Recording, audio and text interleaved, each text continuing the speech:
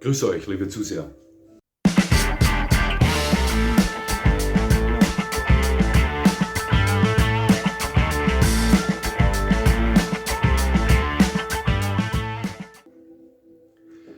Nochmal herzlichst willkommen, liebe Zuseher, hier auf meinem Kanal. Ich freue mich sehr, dass Sie da sind. Heute geht es um einen Fürsten. Nein, nicht um einen Fürsten der Finsternis. Nun, wobei es kommt darauf an, wie man diesen Fürsten führt. Ja? Um einen Fürsten der Molosser, so sehe ich ihn. Ja? Um die japanische Antwort auf die klassischen Molosser, um den Tosa Inu. Auch genannt Sumo-Dog, Sumo, Ino, Tosa-Ken, wobei das Tosa für eine japanische Stadt steht. Ino nichts anderes bedeutet als Hund. Und warum Sumo? Na, auf das kommen Sie im Laufe des Videos drauf, wenn Sie das nicht sowieso schon wissen.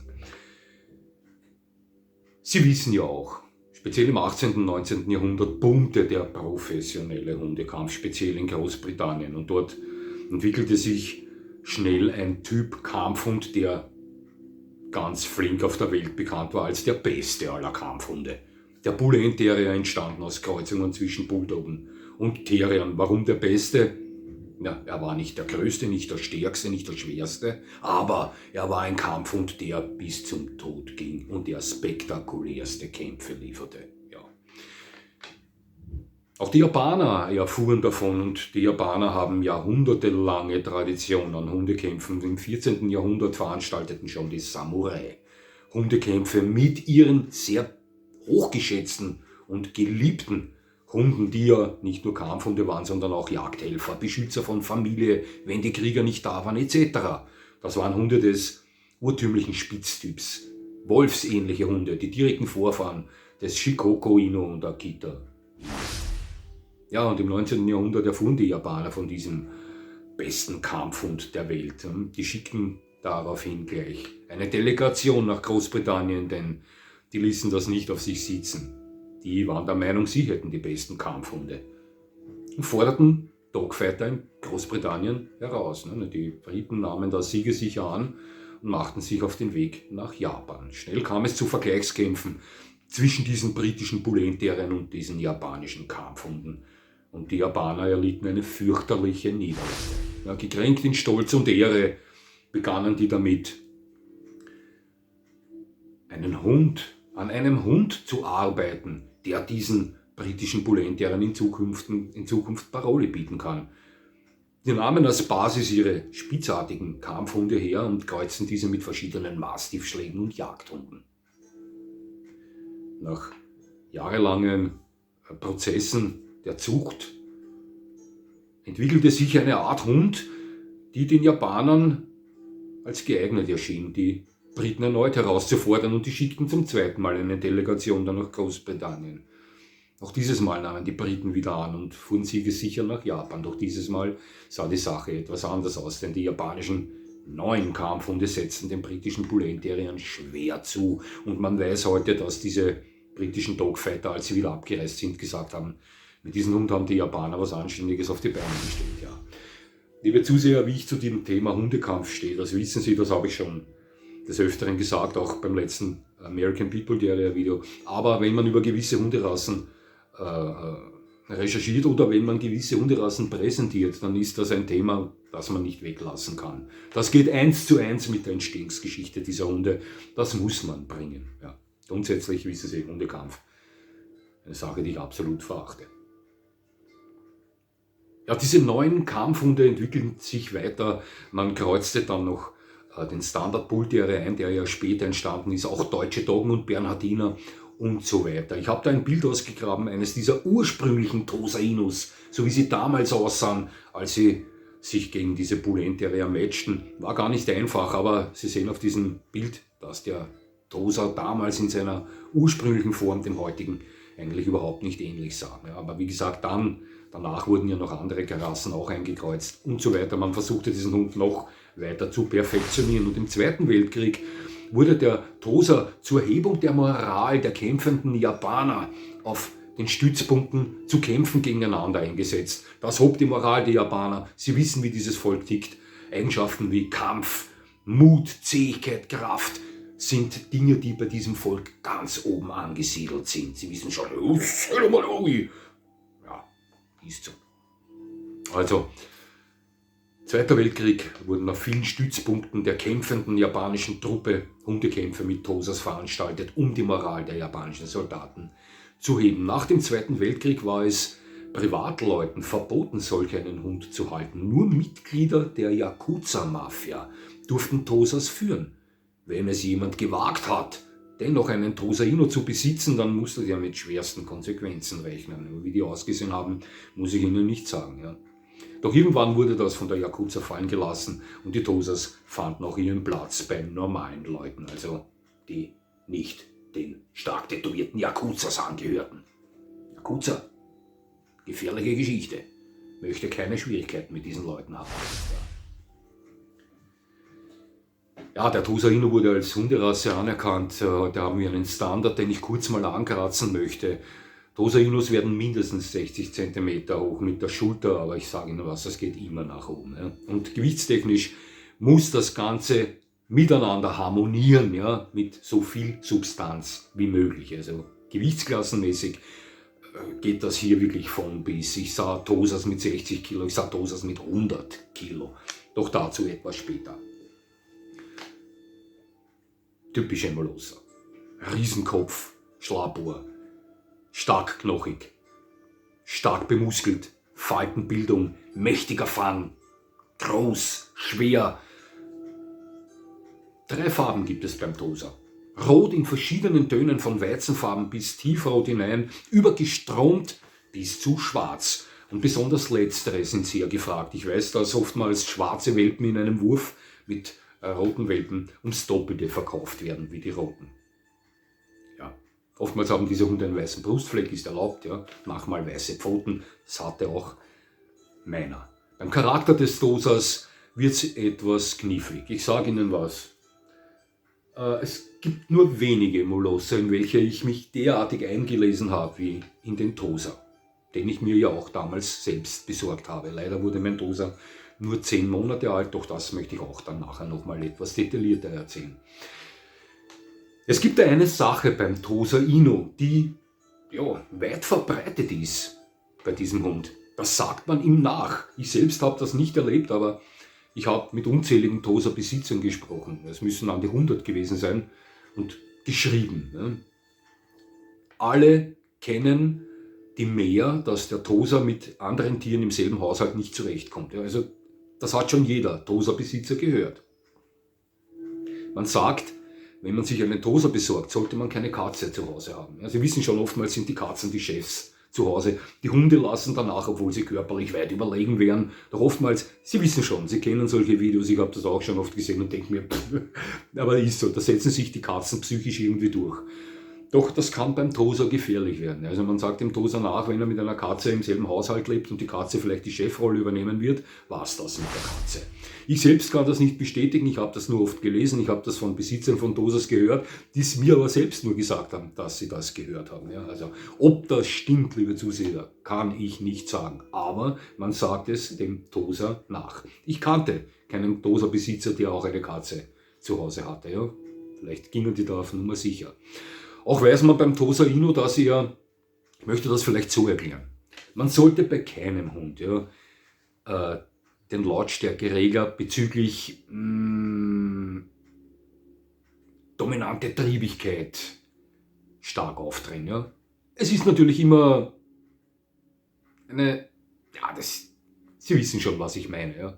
Ich mache es ja bei meinen Hunden auch. Bei mir war es, damit ich ihm die Angst nehme, Sie kennen die Geschichte. Aber dennoch sollte man hier immer auf der Bremse stehen. Ein zu dominanter Hund ist nie schön zu führen, man hat Stress hin und her. Aber man weiß beim Tosa Inu, dass er diese Einladung, hier vielleicht etwas Ellbogen zu zeigen, sehr gerne annimmt. Vielleicht lieber annimmt oder schneller annimmt als andere Molosser-Rassen. Es gibt Molosser, die hier auch schnell mal auf das anspringen. Ich möchte mal den Fila Brasileiro diesbezüglich beschuldigen, ja, oder vielleicht den Bresa, die das auch gerne annehmen, aber auch der Tosa nimmt das sehr gerne an. Also wenn Sie hier etwas an der Schraube drehen in Richtung dominant werden, der Tosa wird sehr schnell dann dominant. Und ich habe schon sehr oft von Tosa-Besitzern gehört, dass er eine besonders klar strukturierte Rangordnung benötigt, ja, um es vielleicht etwas langsamer angehen zu lassen mit ständigem Testen ihrerseits. Auch der Züchter meines Rüden hat gesagt, hör zu, wir sprachen Englisch miteinander, es war in der Tschechei, du musst ihm schon manchmal zeigen, ja, dass du immer noch der Chef zu Hause bist. Das hat nichts mit überkonsequenter Hand zu tun oder körperlicher Härte. Verstehen Sie mich nicht falsch.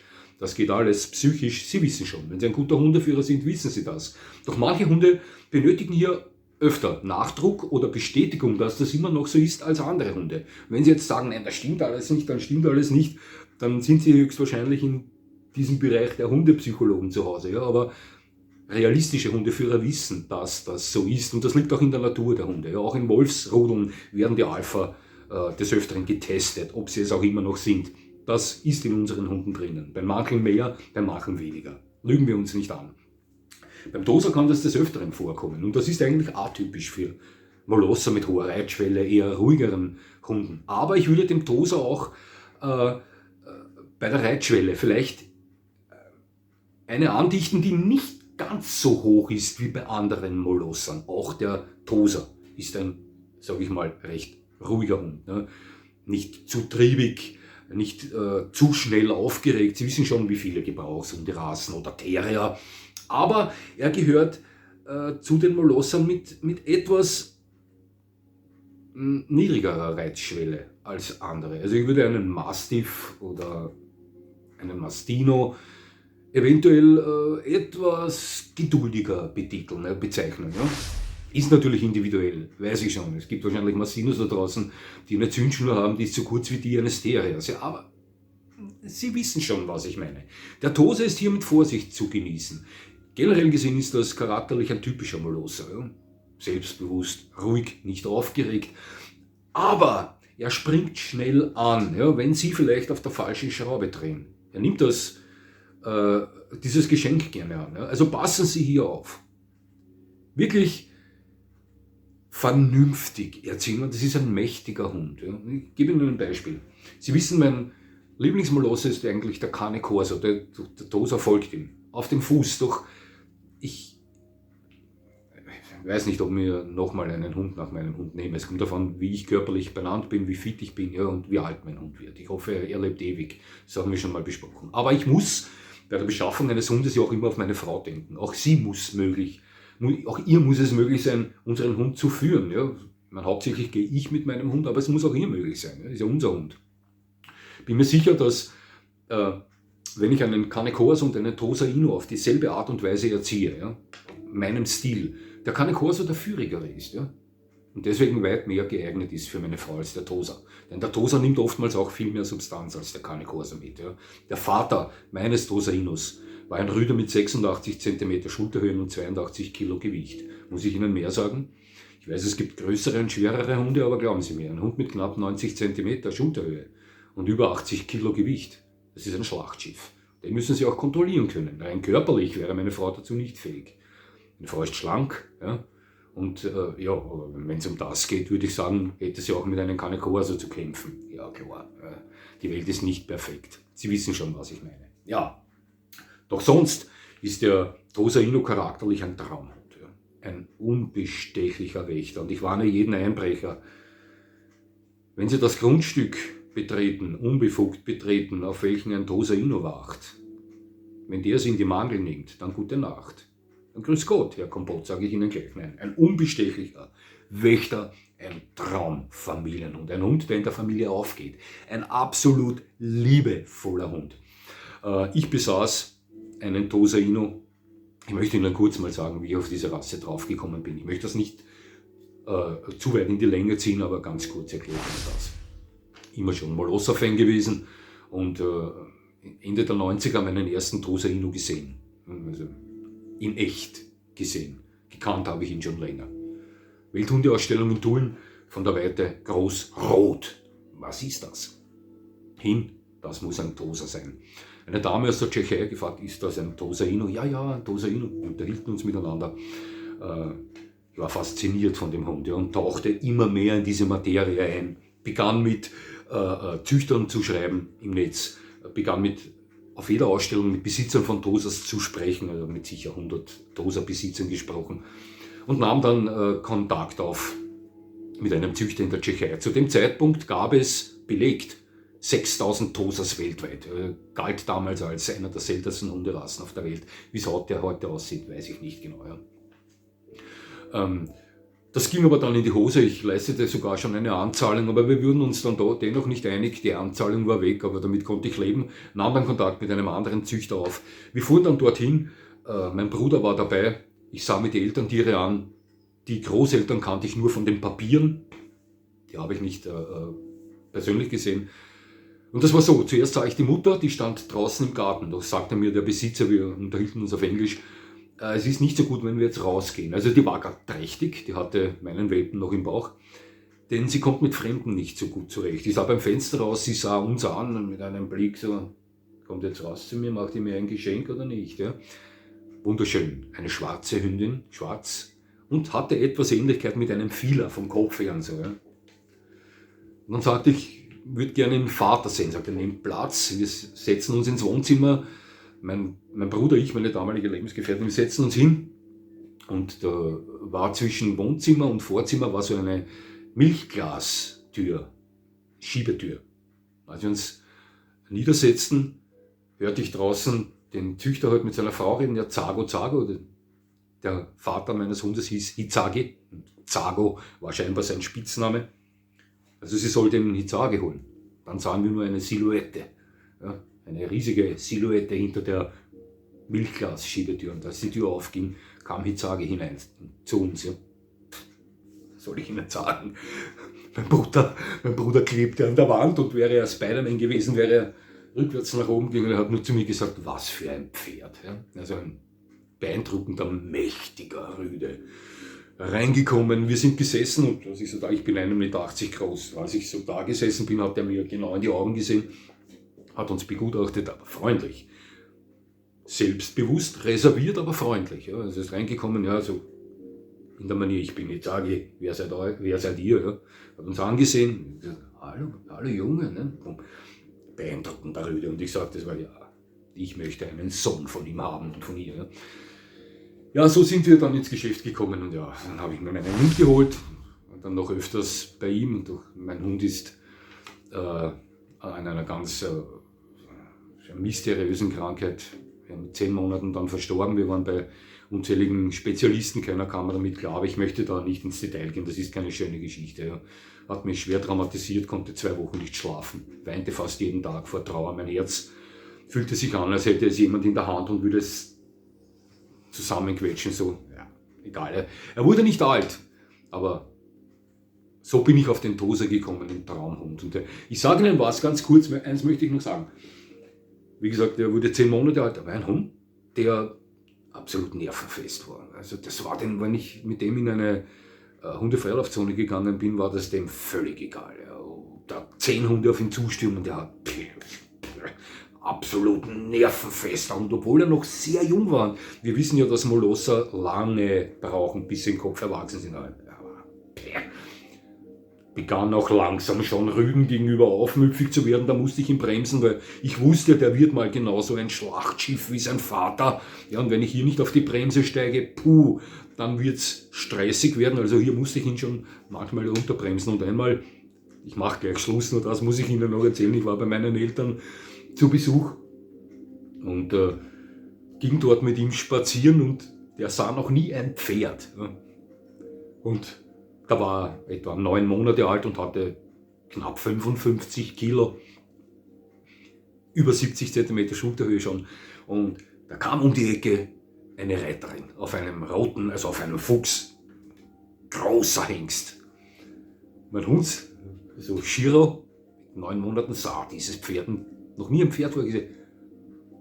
Die Ohren zuerst vorgerichtet, als er das Pferd sah, ne? Zack. Bruchteil einer Sekunde auf einmal die Ohren nach hinten, zack. Und er trat die Flucht an, hatte ihn aber auf der Leine. Der Hund entwickelte beim Willen, in den Garten meiner Eltern wiederzukommen, weil er sich vor dem Pferd so gefürchtet hat, eine Power, ich sag Ihnen das. Der war 9 Monate alt, hatte 55 Kilo und ich dachte, ich hätte ein Pferd an der Leine. So schob der an. Was hatte ich damals? Knapp 90 Kilo Gewicht.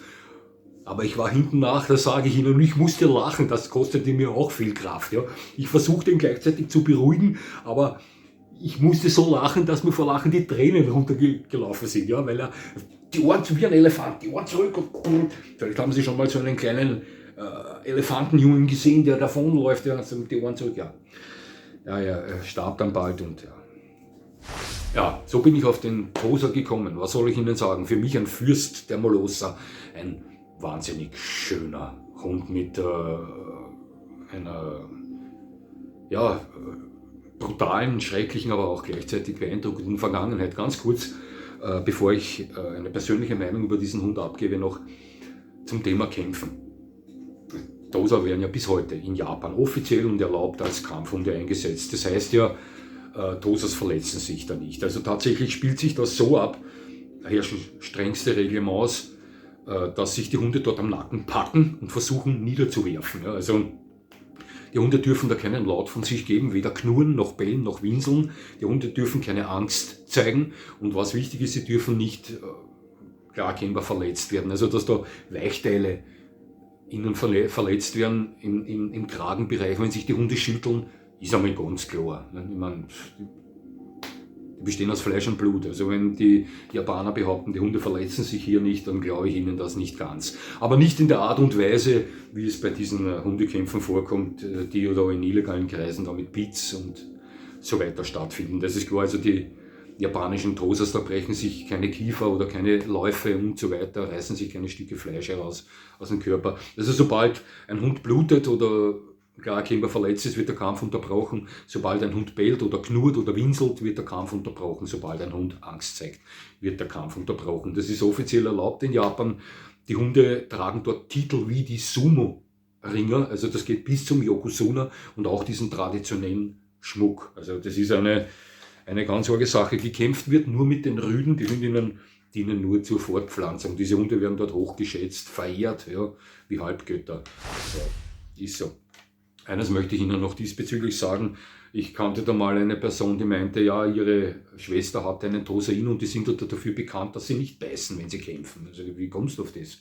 Nein, die werden so gezüchtet, dass sie nicht beißen, wenn sie kämpfen. Also erst ein Tosa, wenn er selbst in Japan kämpft, ja, packt den anderen Tosa am Nacken mit den Kiefern, wirft ihn zu Boden. Und ein Tosa, der nicht speziell darauf trainiert wird, der wird auch bei einem Kampf knurren, bellen oder sonst was und beißen. Der setzt ganz normal sein Kiefer ein. Nein, das stimmt nicht.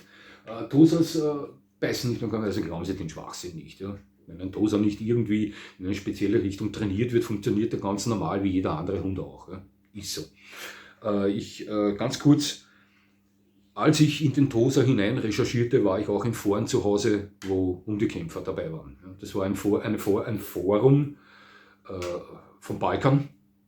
Und da waren mehrere Leute drin, da wurde Englisch geschrieben, denn da waren verschiedene Nationalitäten drin und da konnte ich lesen, dass da einer dabei war in so einer Hundekampfszene am Balkan, wo nur große, schwere Hunde gegeneinander kämpfen, also keine Beats dabei oder sonst was.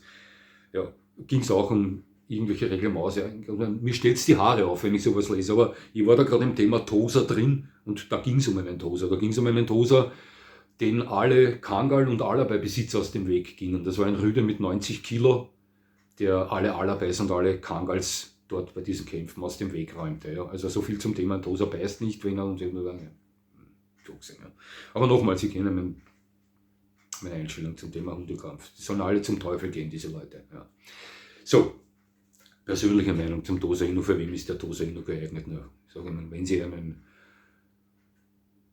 ganz besonderen Molosser wollen. Also für mich, ich würde sagen, wenn ich ein Molosser-Fan bin und noch jung genug bin, ja, um mir noch 2 Molosser nehmen zu können, nach meinen jetzigen, also wenn ich so um die 20 Jahre alt bin oder was, sollte es für jeden Molosser-Fan als Ziel gelten, einmal einen Tosa gehabt zu haben.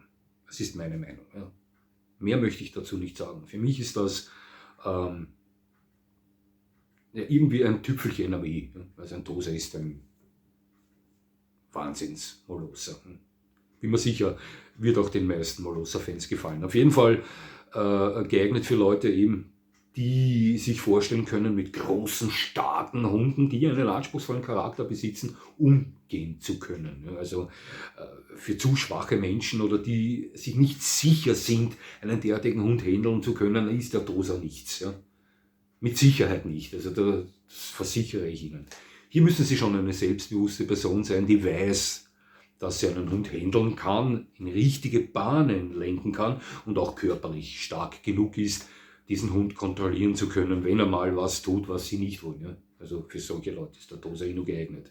Für Familien generell auf jeden Fall. Ja? Tosa, typischer Molosser, größtenteils. Auch bei Kindern geduldig und so weiter. Exzellenter Wach- und Schutzhund. Nicht unbedingt der beste Gebrauchshund. Für den Abrichterplatz. Er besitzt nicht den Will to Please wie viele andere Hunderassen.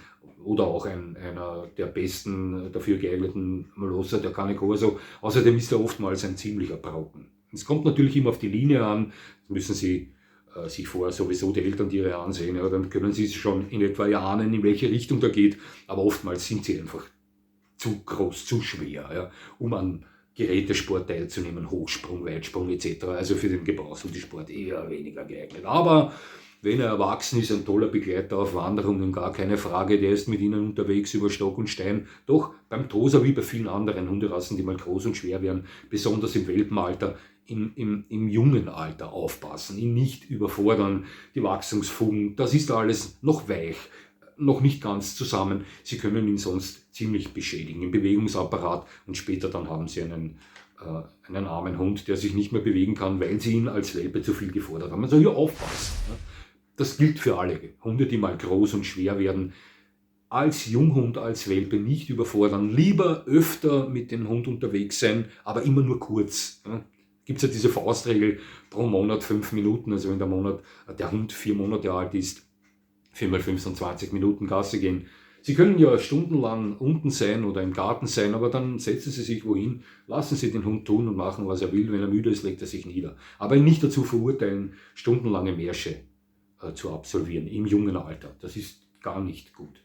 Und so etwas gilt auch für den Tosa Inu. Ja, aber für mich ein Fürst der Molosser. Ja, liebe Zuseher, so viel zum Summahund, zum japanischen Tosa Inu. Es hat mich sehr gefreut, dass Sie mir zugesehen haben. Ich würde mich natürlich freuen, wenn Sie mir weiterhin zusehen. Und jetzt wünsche ich Ihnen noch einen schönen Tag. Das war's schon wieder.